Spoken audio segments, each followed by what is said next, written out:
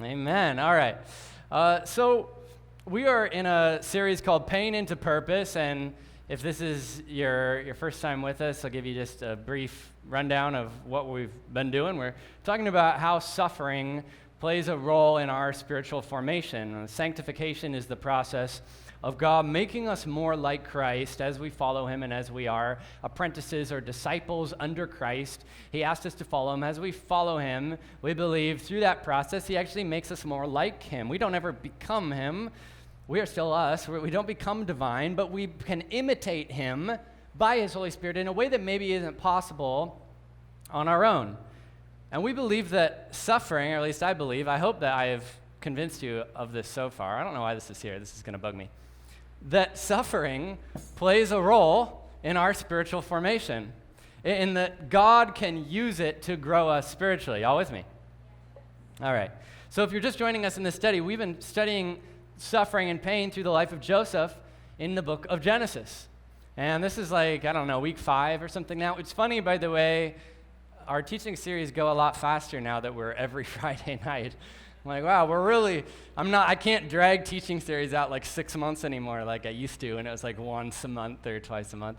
So yeah, we're really cooking through. We're in chapter 42, but we started this series in Genesis 37 where we pick up on Joseph as a young man who is betrayed and ultimately abandoned by his 10 older brothers who sell him as a slave, sell him into slavery to passing traders. They're jealous of him. They don't like him. He's daddy's favorite, and so they get rid of him. And this one painful incident, this moment that his brothers decide to attack him and to sell him, this is a defining moment in Joseph's life. He faces more opposition, of course, that we've covered over the last few weeks. He's falsely accused of assault. He's thrown in prison. He's forgotten. He's abandoned. But last week, we read chapter 41, how Joseph is brought out of prison by Pharaoh himself and asked to interpret Pharaoh's dream. And Joseph hears from God. He interprets Pharaoh's dream, and he tells him, this is what God says. There's going to be 7 years of abundance followed by 7 years of famine. Abundance, we're not talking about the stock market climbing. We're talking about increase in agriculture. So good years for good harvest. We're going to have plenty of food. But then after that, there's going to be some sort of drought, and the Nile is going to run really low, and there won't be enough crops for people to eat. And so Joseph says, this is what God says is going to happen. And not only does Joseph tell them this is what's happening, but he also proposes a plan. He's like, and what you can do about it is this. I didn't mention this last week, by the way, but I was dying every time I read when Joseph is talking to Pharaoh. Joseph slips in the little, I think you should pick someone really wise and discerning to head up this food storage project. It's kind of like, pick me. And Pharaoh does, right? So Joseph slides in his little pitch, gives him his resume, and Pharaoh's like, yes, okay, I haven't had anyone discern dreams or apply wisdom in this way. And so Joseph becomes, by the hand of God on his life, he becomes a governor, a leader. He becomes second in command, essentially, of Egypt, as the text says. He has a wife, he has a family, he has influence, he has security, he has prosperity. And so after all of these chapters of suffering, and after all of these years, 13 years of Joseph's life, being in toil and trial, and all he can do through those 13 years is submit to God and trust God. And then Genesis 41 is kind of that payoff we've been waiting for, definitely that Joseph's waiting for, where he steps into his purpose, and now we begin to see some of the good that God can create out of all the suffering that he's been through up to this point. And even though Joseph went through all of this pain and all of this discomfort and all of this suffering, God ended up having him right where he needed to be when he needed to be there, right? That's where we left off last week. That's not the end of Joseph's story, though, because the worst situations of Joseph's life technically are over, but he isn't done dealing with them yet. He isn't done dealing with his past. Come on, can anyone relate to that? You've been through it. It's technically over, but you're still picking up the pieces. You're still sorting through them. You're still trying to find healing. You're still trying to find peace. You're still trying to find purpose. So the message I want to give to you tonight, I'm calling the other side. The other side. Let's talk a little bit tonight about when pain is no longer fresh, but it's also not fully gone.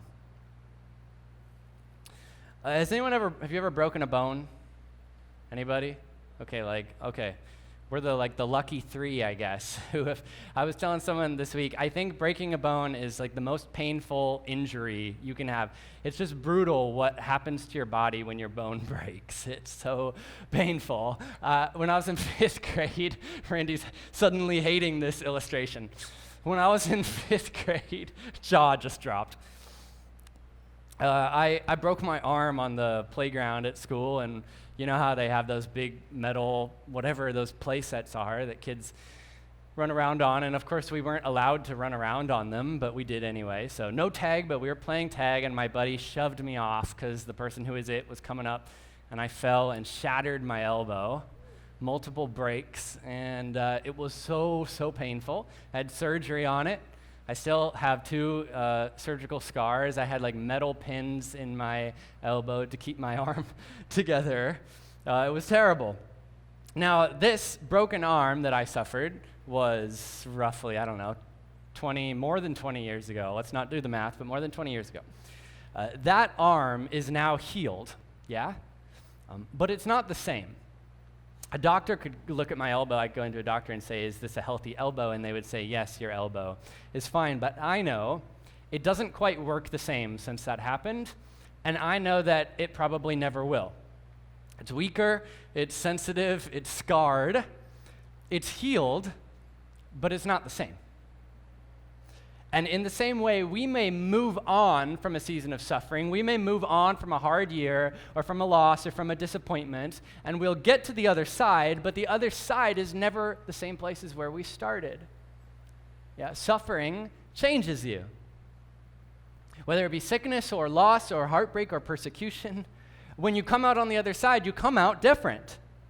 I think sometimes we think of suffering and healing as these events, like these things just occur at certain points in time. In reality, both suffering and healing are often process. They are processes.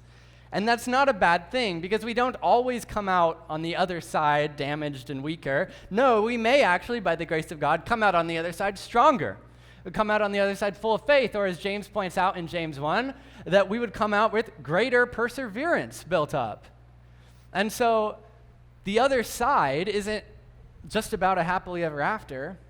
It's about continuing to trust God through a process of healing. And maybe even adaptation to changes in your life. Like, things are different now, but what can God do in what's different now after I have gone through this suffering and I've gotten to the other side? And so maybe for some of you in the room tonight, these next chapters of Joseph's life are not very relevant to you. Maybe it's not too applicable.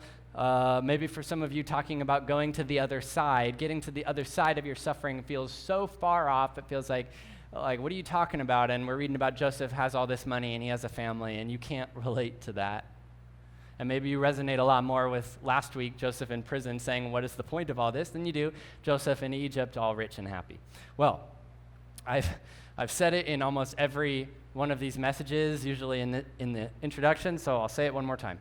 No matter where we are, all of us, and no matter what we're facing, the lessons of this text still apply, and this series is valuable for all of us no matter where we are at on this journey, in this process. Whether we're going through a trial right now or whether things are going good, that means we're preparing for a trial. Whether we're accepting healing right now or whether we're waiting for it and whether we're praying for it, it's not our job to say, what does the Bible have to say to me in this moment? That's not how we read the Bible, but rather we read the Bible to say, what is the Bible saying? What does it say? What does it say about God? And how does that inform me about who God is, how he loves me, and how he works in my life? And so that's what we're reading tonight. And so I believe this message will apply to everyone. Even if you're not to the other side yet, this message is for you. Ready to get into the scripture? Okay, good. Good. I heard your cries last week, and I have put the text back on the screen. So when Mariah boos me, I usually have to adapt. You didn't know. She basically booed me. Well, she told me later she forgot her phone and her Bible, and that was the night that I was like, no passage on the screen. And so here you go, Mariah. I got it for you. Okay, we're in Genesis 42. We're going to start with the first 7 verses. Genesis chapter 42, verse 1, the Word of God says this. When Jacob learned there was grain in Egypt, he said to his sons, "Why do you just keep looking at each other? He continued, I have heard there is grain in Egypt. Go down there and buy some for us so that we may live and not die. Then 10 of Joseph's brothers went down to buy grain from Egypt. But Jacob did not send Benjamin, Joseph's brother, with the others because he was afraid that harm might come to him. So Israel's sons were among those who went to buy grain, for there was famine in the land of Canaan also. Now Joseph was the governor of the land, the person who sold grain to all its people. So when Joseph's brothers arrived, they bowed down to him with their faces to the ground. As soon as Joseph saw his brothers, he recognized them, but he pretended to be a stranger and spoke harshly to them. Okay, well, we'll pause there for a second. Okay, this is not the plan. Somebody say, this is not the plan. This is not what Joseph had in mind. And although the text doesn't tell us his thoughts on the matter, whether he considered it was possible he was going to see his brothers again or not, what we do definitely know is he named his firstborn son Manasseh, which means meaning to forget. And he said, I'm going to name my son Manasseh because I have forgotten my father's house. I've forgotten all of that past stuff and that hurt and that. The Lord helped me to forget. So that tells us Joseph was not sitting in Egypt waiting for his chance at revenge, nor was Joseph waiting for his chance at restoration. Encountering his brothers again is seemingly a surprise, unexpected twist for him. This is something he did not intend for his life.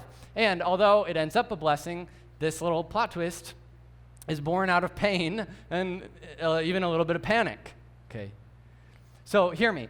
The way that you move into your healing, the way that you expect to move into your healing may or may not be how you actually move into your healing. Right? How you think it's going to go, how you think God's going to heal you may not actually be how he does. The journey to the other side may not be the course that you plotted. Come on, y'all, talk to me tonight. Has anyone experienced this? Do you know this? However you envision your healing, however you envision your breakthrough, it may not be like you envisioned. What I'm telling you, that God has a plan, God has a way for you. When you follow the Lord's will for your life, he always leads you forwards, okay? The Lord's way is always forwards, even when, you follow this, it feels like you're going backwards, okay? And if you are confused about why God is taking you back, why he is taking you back to the people that hurt you, why God is bringing you back to the place of your regret, why God is bringing you back to the place of your pain or of your disappointment, okay, when God is backtracking you, he is actually fast-tracking you. I know that's cheesy, but bear with me. When it feels like God is moving you backwards, he is actually expediting you forward into something that you don't know you need to be in, or a place of healing that you didn't know to go yourself. Okay, so if God is having you confront something from your past, you already swore that off. You're like, no, I forgot about that. But then God's bringing you back into it. He is likely moving you forward into healing. So, although this encounter with his family will be good for Joseph, he didn't really plan on it. And I'm making this point, this is relevant because it's important to know why he kind of acts the way he does moving forward in the next few chapters. It might seem a little confusing. Joseph is like plotting and scheming and lying, but in reality, he is reacting and he is improvising. Joseph, at times, may not even be completely, may not even be totally sure what he's doing. Like, he might not know what he's doing.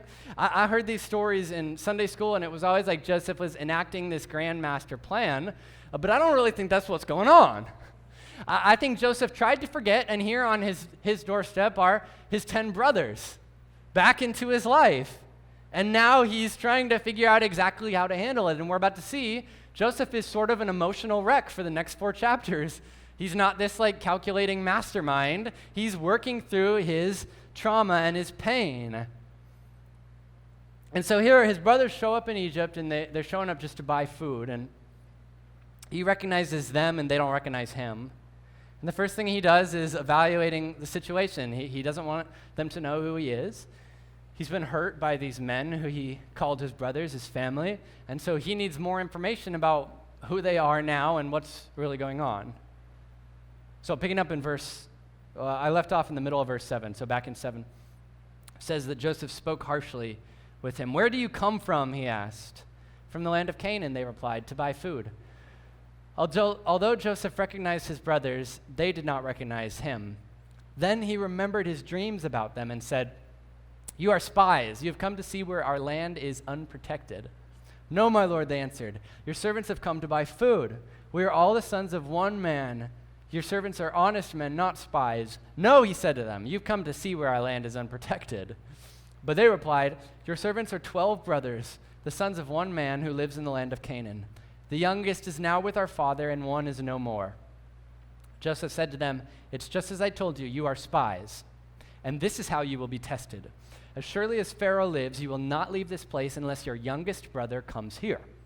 Send one of your number to get your brother. The rest of you will be kept in prison so that your words may be tested to see if you are telling the truth. If you are not, then as surely as Pharaoh lives, you are spies." Then he put them all in custody for 3 days. So, because seemingly Joseph did not have a great plan on how to see his brothers, he doesn't really have great immediate execution of the solution here, of the situation. And so we need to read his actions accordingly with where he's at in his process of healing. Okay, as he's talking to them, it says, suddenly things clicked in his mind. He remembers the dreams he had, and he realizes that those dreams are coming true. Now he actually has this authority over his brothers. He can supply them with food, or he can leave them starving. He can bless them, or he can enact revenge. And you got to understand that Joseph is battling with this tension in real time. This is why he hides his identity. This is why he accuses them of being spies. Like, obviously they aren't spies, and he knows this. He's trying to get information from them. This is why he arrests them for a few days, trying to figure out what to do next. He comes up with this sort of haphazard plan of sending, only one of them back and keeping the rest. And what he wants here is for his youngest brother, Benjamin, to be brought back. And after having sort of prodded them a bit, he gets them to say who they are. And once they bring up their father and their youngest brother, that's the avenue he has to say, okay, in order to prove that you're not lying, bring Benjamin here. We've talked about Joseph and his 10 brothers quite a bit, but this is actually the first time that the text highlights the youngest brother, Benjamin. And Benjamin plays a really key role in the rest of the narrative, the next few chapters. So when Joseph begins his story here in Genesis 37, he is 17 years old, right? His brothers are actually not all that much older than him. His brothers are mostly in their 20s. Maybe the oldest, Reuben and Simeon, would have been in their late 20s, maybe early 30s. And the one that's not mentioned is Joseph's younger brother, Benjamin, who, when Joseph was 17, at the beginning of the story, Benjamin would have been around 5 or 6 years old. Between these 12 sons of Jacob, they have 4 different moms. So Jacob had 2 wives. That's sort of a long story. And then he also had kids with his wives' 2 maids. That's also sort of a long story we won't get into tonight. So of these 12 boys, they'll have one father, and they have 4 different mothers. And I know that Jacob doesn't come out looking great in this story, and unfortunately that actually does continue, which is a theme sometimes of the great patriarchs of faith in the Bible, but that's a completely different conversation. All that to say, this matters because Joseph and Benjamin share the same mom, Rachel. Rachel, who has passed away by this point in the text, was Jacob's favorite wife and it was the woman he loved and really the only woman he wanted to marry originally. And so Rachel had only 2 sons, Joseph and Benjamin. And this is a huge factor as to why Joseph and Benjamin are the favorites of Jacob, because they are the 2 sons of his favorite wife. Again, not justifying this, just noting it and explaining it. Okay, this is why. So when Joseph is sold into slavery at age 17, his younger brother Benjamin is just a small child, and Joseph has obviously not seen him since last he saw him. He was like 5. So here in verses 15 and 16, Joseph says, you need to bring your younger brother to prove you're not lying. He wants to see Benjamin. He wants to see the one brother who hasn't betrayed him. And the specifics of Joseph's intentions here and his overall plan, we don't really know because the text doesn't totally tell us what he's thinking. Could be a few things. It's possible he feared for Benjamin's life. He might have spent years and years worrying about him and praying for him, thinking about his little brother, thinking about the only son of their mom, Rachel, and worried that the same thing might happen to Benjamin that happened to him. If his brothers were so jealous of him, it stands to reason they might be jealous of Benjamin too, and what's to stop them from doing the same thing? So Joseph likely, would stand to reason, has worried about his little brother for the last 20 years. It's also possible maybe he never even intended to reveal his identity to his brothers. Maybe this is just his plot to get Benjamin to him to keep him safe. and he intends to keep him there. At this point, you got to understand, he has no reason to trust his brothers. The last time that he saw them, 20 years ago, he was begging, crying for his life, and they ignored him and sold him as a slave to a passing caravan. So Joseph's primary concern is not for the older 10, it's for the youngest one. And he doesn't know anything that his brothers are telling him is true. He doesn't know if Jacob's really safe, or Benjamin's really safe. He doesn't know if Jacob's really alive. He doesn't know. And so, because he doesn't know, his first plan is to take control of the situation and force an outcome that he wants. I want you to see something here. Our pain, our path through our pain, and our journey through healing to the other side, it must always be God-led. Our journey to healing must always be God-led. And I've said a lot during this series that pain is really tricky because pain can drive us further from God, or pain can bring us closer to him. And it kind of depends on which other side we go to. And so submission to the Lord's will and to his path is crucial for our healing. When I take my healing into my own hands, then I control it how I want it. I become defensive. I focus on self-preservation. I become self-righteous against those who hurt me and those who let me down. And it becomes all about me and what I've been through and where I'm going. Trauma generally causes you to look back more than you probably should or would like to. When I was in college, this was 12 years ago, I got rear-ended on the freeway going into Portland, and it was one of those situations, slammed on my brakes and then had time to watch the car coming at me full speed and hit me. And that was well over a decade ago, but still, if I'm, in little Maui traffic, and if I have to slam on my brakes, I am more prone to look in my rearview mirror. I'm more worried about someone coming from behind to hit me than I am about hitting the person in front of me. When you're on a journey of healing, undealt with trauma in your past will take your eyes off of where you're going, and all too easily you will put them behind you. And for Joseph, because he is buried and he has denied his own trauma, see Manasseh, by the way, Manasseh's name, his first and primary concern here is that Benjamin doesn't face the same problem he faced, but this is a rearview mirror. And it's a noble concern, yes, but it has temporarily blinded him from being able to care about anyone else. His first plan, to keep 9 brothers and to just send one to go get Benjamin, that probably would have doomed Jacob and the whole household. They would have starved because they needed 9 people to carry back the grain, or 10 people to... So it was a poor solution. But again, remember, Joseph is not enacting some master plan here. He is figuring out his life on the other side. And he is learning what it's like to deal with trauma and to submit it to God. My point here is that denying self-preservation is really crucial to healing. Choosing not to self-preserve, and I know it's the hardest thing in the world. When you've already been hurt, and then to choose to remain vulnerable. I know, it's easier said than done. It's easy for me to say it up here. It's hard to do, and I wish I had the answer for this, how to do this. All I can say is this: the same faith that brought you through the valley must still be practiced on the journey up the mountain. The same faith that brought you to the darkness must still be lived and practiced in the light. The prayer you whispered in the darkness needs to be prayed in the daylight. The bread of life that sustained you on hard days needs to still be consumed on the easier days. The living hope you leaned on when you had nothing else needs to still be your support system when you can stand on your own. Trying to live on the other side while you're still focused on where you were, and you're more worried about looking back than looking forward, that's how you become a bitter, guarded, and skeptic person. Life on the other side needs to be marked by the same dependence in God that got you to the other side in the first place. Y'all with me? Let's go to verse 19, maybe 18. Yeah, it's 18. On the 3rd day, Joseph said to them, "Do this and you will live, for I fear God. If you are honest men, let one of your brothers stay here in prison, while the rest of you go and take back grain to your starving households. But you must bring your youngest brother to me, so that your words may be verified and that you may not die." This they proceeded to do. They said to one another, "Surely we are being punished because of our brother.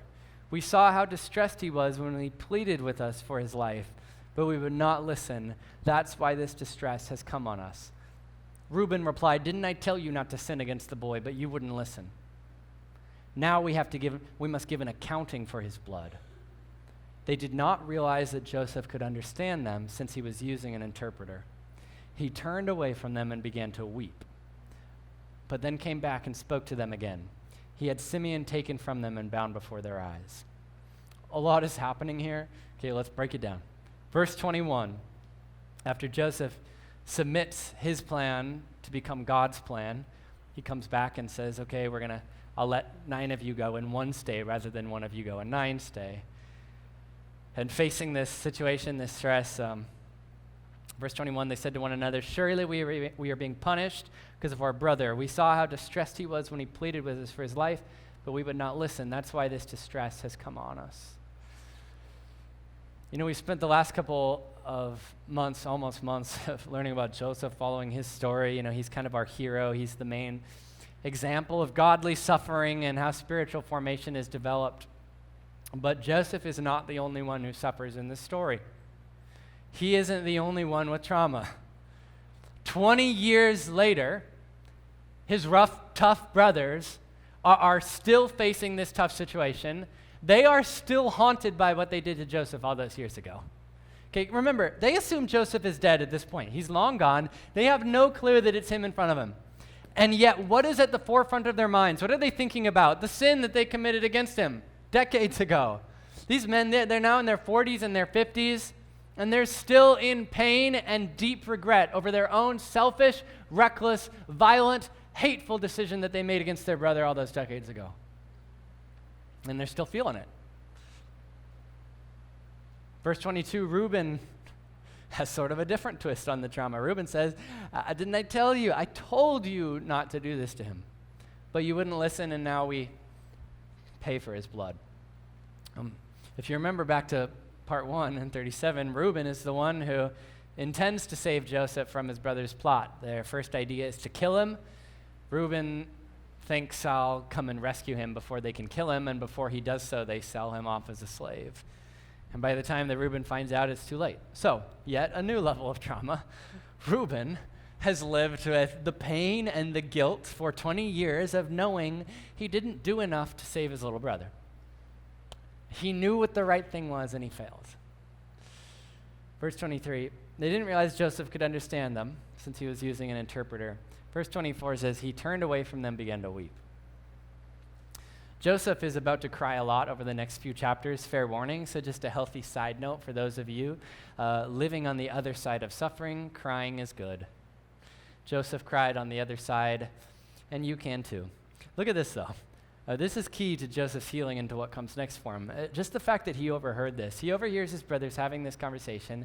They're blaming themselves for what they did, and he finds out Reuben tried to stop it, wanted to stop it, and either didn't or couldn't. And Joseph has spent the last 20 years probably wondering why they did what they did to him. Like, he has been through all this other suffering and all these other situations, but nothing cut deeper than what they did to him. And I know that he spent all the time since then wondering why. I'm sure he replayed it in his head countless times.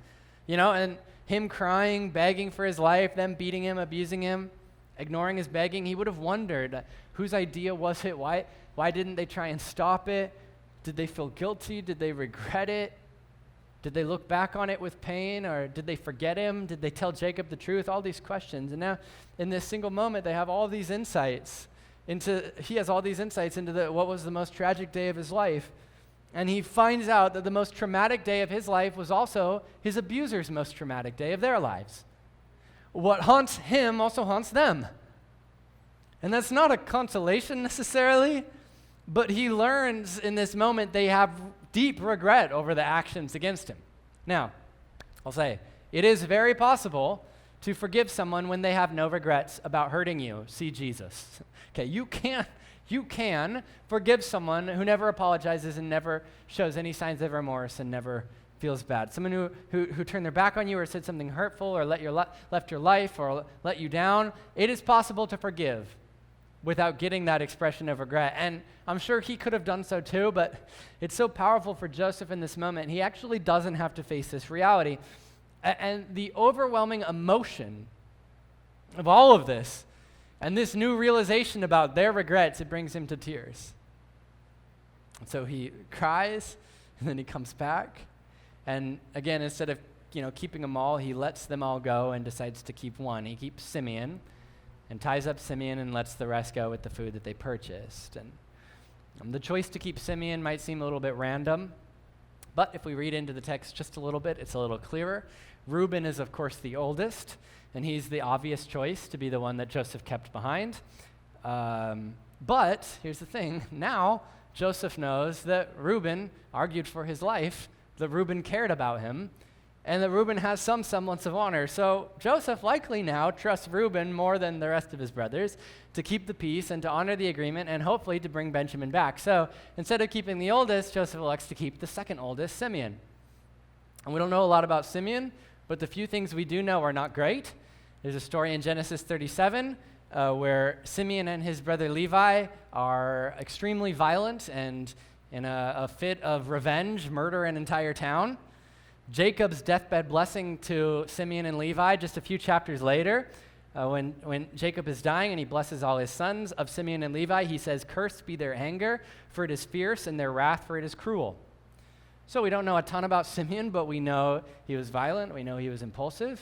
It's not impossible that Joseph viewed Simeon as someone who was prone to violence or instigation, who may have been taken part in some unfavorable action against Benjamin or the others, and maybe for that reason Joseph wanted to keep him there. But for whatever it was, Joseph ends up sending all of them but Simeon back to Jacob with the promise they'll return with Benjamin. We'll pick up in verse 25.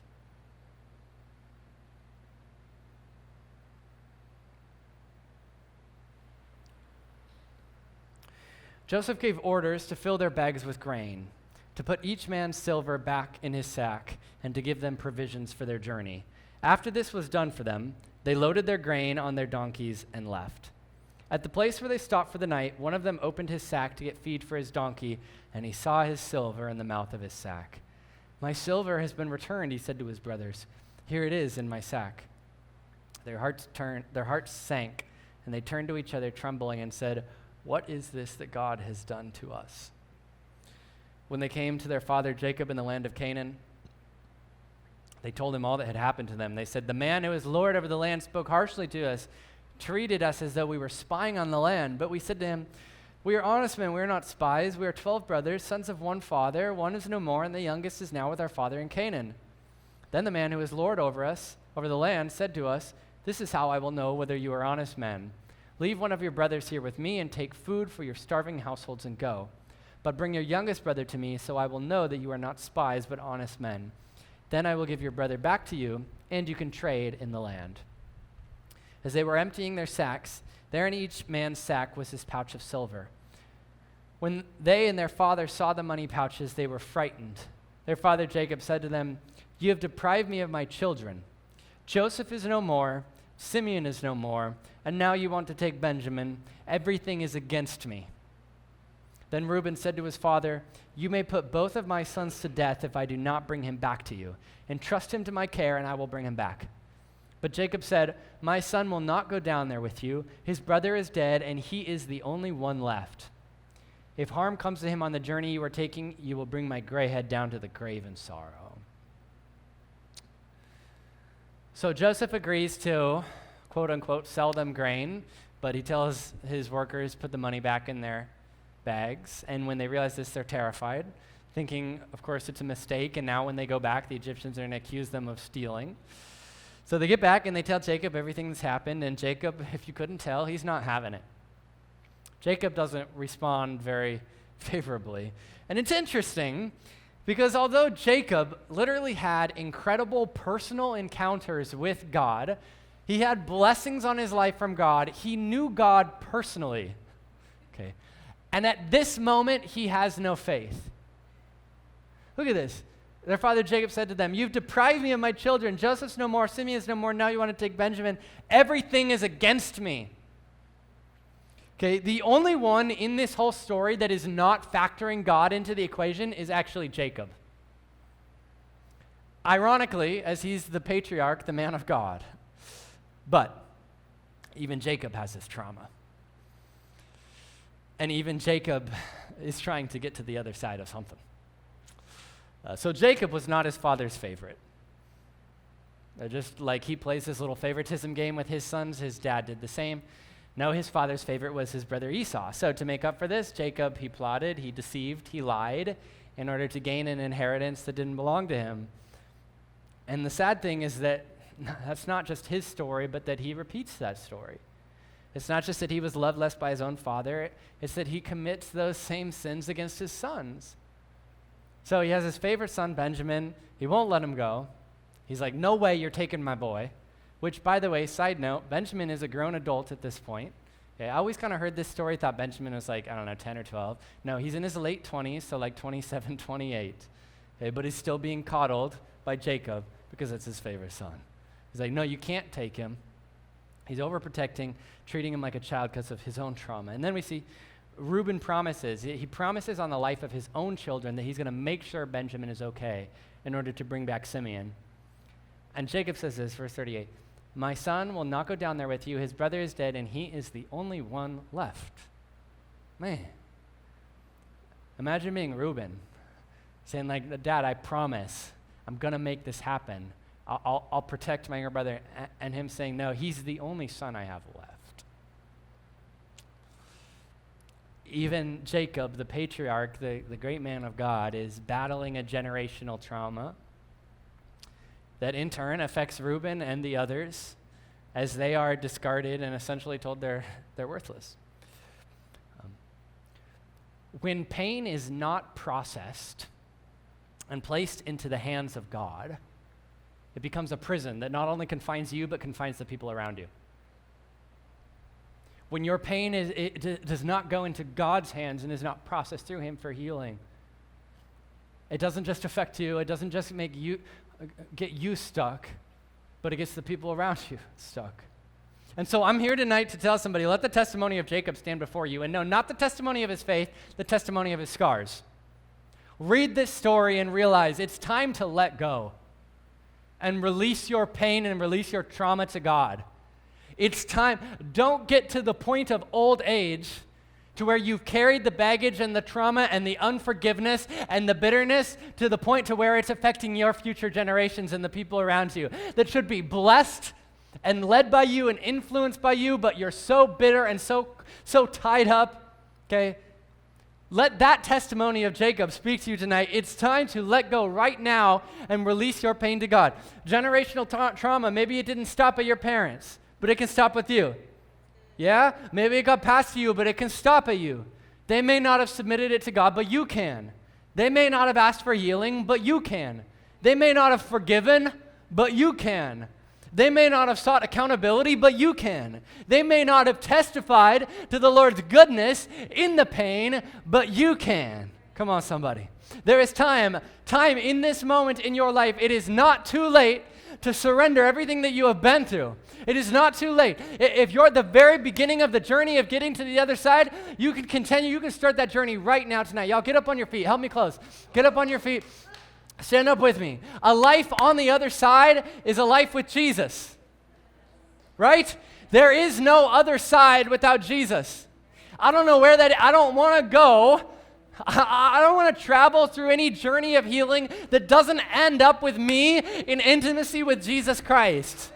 The one who knew all of my pain. The one who has borne everything that I have borne. And he carried it with him. And he ended up at forgiveness. And he ended up at strength. And he ended up at life. I don't want to be anywhere else at the end of the journey. I don't want to hit any other side that's not with Jesus.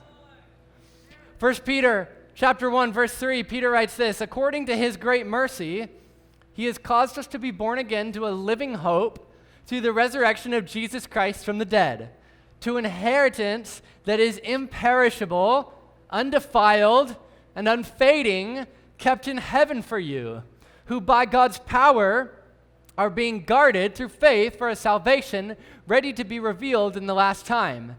In this, look at this, in this, you rejoice, though now for a little while, if necessary, you have been grieved by various trials, so that the tested genuineness of your faith, more precious than gold that perishes, though it's tested by fire, may be found to result in praise and glory and honor at the revelation of Jesus Christ. Come on, somebody.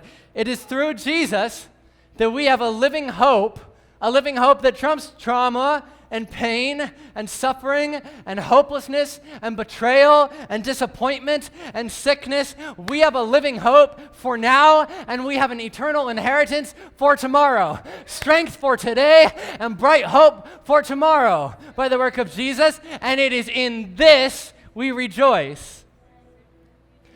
And the only way we cross to the other side of suffering with joy and with healing and with peace is to keep eyes fixed on Jesus.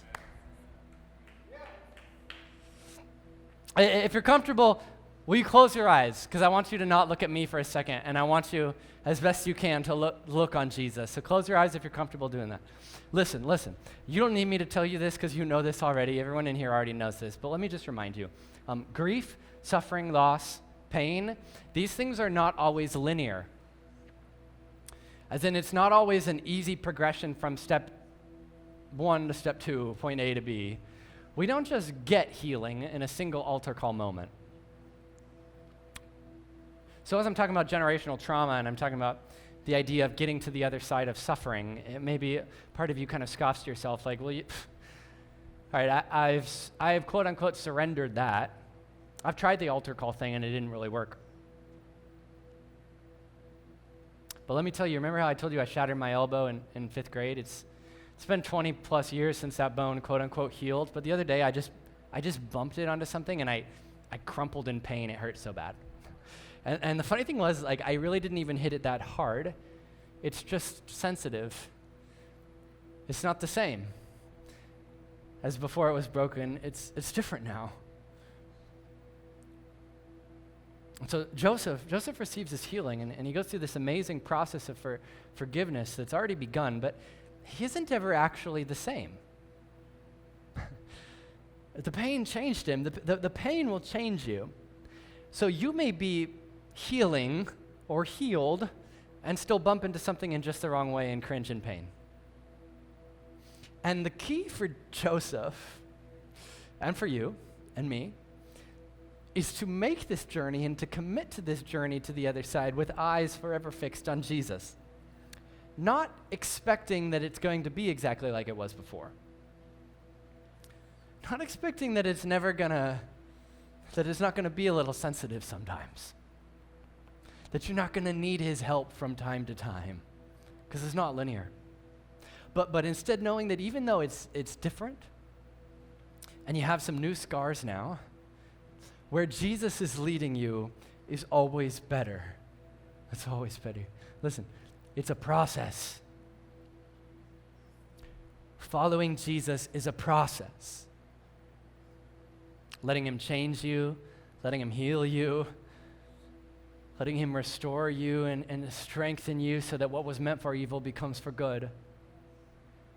This is a journey, and it takes consistent discipleship under your master, under your rabbi. It takes practice of the spiritual disciplines. It takes submission to his written word. It takes refusing to look at the wind and the waves, no matter how threatening they seem, and to keep your eyes on him every day. Now, I'm not going to keep your eyes closed if you're comfortable with that. Go ahead and love Randy and Brennan. Come join me. We're going to do a little bit more worship, and I'm not going to contradict what I just said and tell you that you need to come up to the altar for your moment of healing, but do you need to take the next step in the journey of healing? Maybe some of you, do you need to take the first step?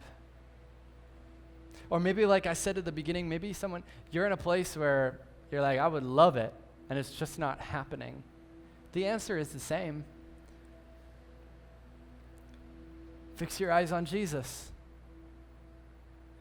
Turn your eyes upon Jesus. look full in his wonderful face, and the things of earth grow strangely dim in the light of his glorious grace. Turn your eyes on Jesus tonight. Focus on him. Embrace the journey. Not just, Jesus, where are you right now in this moment, but Jesus, where are you taking me? Jesus, where are you leading me? Where are we going? And it doesn't matter if I didn't plan it. It doesn't matter if I don't understand it. To get to the other side, I go with Jesus.